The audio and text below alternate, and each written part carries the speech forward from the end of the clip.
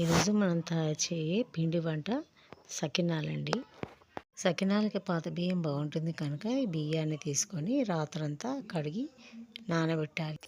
ఈ బియ్యము ఎంత నానితే అంత బాగా వస్తాయండి సకినాలు. కనుక నానిన బియ్యాన్ని శుభ్రంగా ఉదయాన్నే మరి ఒకసారి కడిగి నీరంతా ఇంకిపోయేలా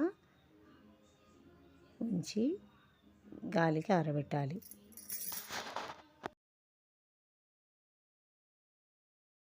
నీరంతా ఇంకిపోయాక ఒక కాటన్ క్లాత్ వేసి ఆ బియ్యాన్ని తడి ఆరిపోయేదాకా కొద్దిసేపు 1 గంట కానీ 2 గంటలు కానీ ఎండలో కానీ నీడలో కానీ ఆరనిచ్చి పిండి పట్టియాలి.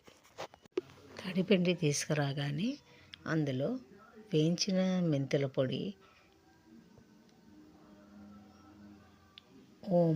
ఓమ ఎక్కువగా వేస్తే చాలా బాగుంటుంది.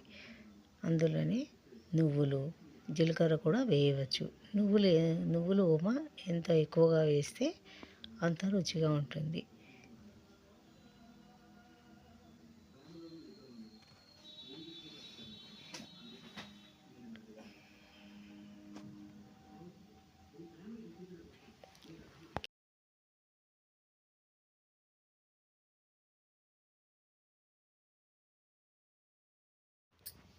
కిలోకి పిడికెడు ఉప్పు పడుతుందండి.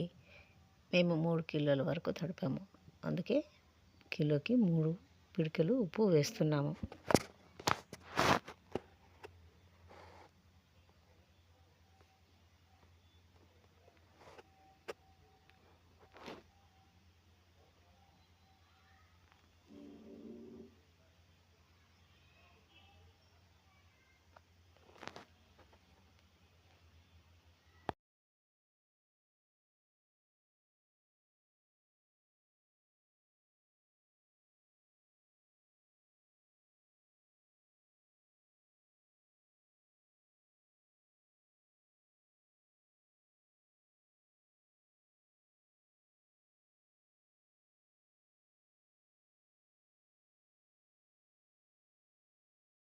బాగా కలిపిన పిండిలో కొద్దిగా చల్లనీటిని పోస్తూ ఇలా ముద్దలా వచ్చేలా కలుపుకోవాలి.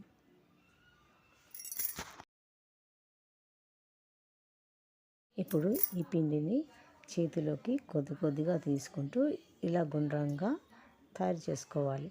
చేతితో రాని వాళ్ళు ఆయిల్ ప్యాకెట్లో కానీ పాల ప్యాకెట్లో కానీ కొద్దిగా వేసుకుంటూ గుండ్రంగా ఒత్తుకోవాలి.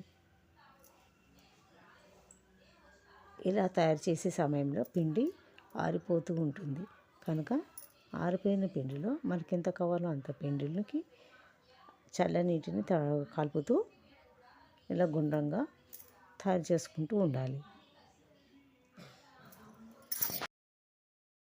తయారు చేసుకున్న వాటిని గాలికి ఆరనివ్వాలి. ఆరినవైతే సకినాలు నూనెలో బాగా వేగుతాయి. తడి వాటిని వేయకూడదు. వేస్తే గట్టిగా వస్తాయి. తినేప్పుడు రుచిగా ఉండదు. కనుక ఆరిన వాటిని నూనెలో వేయించాలి.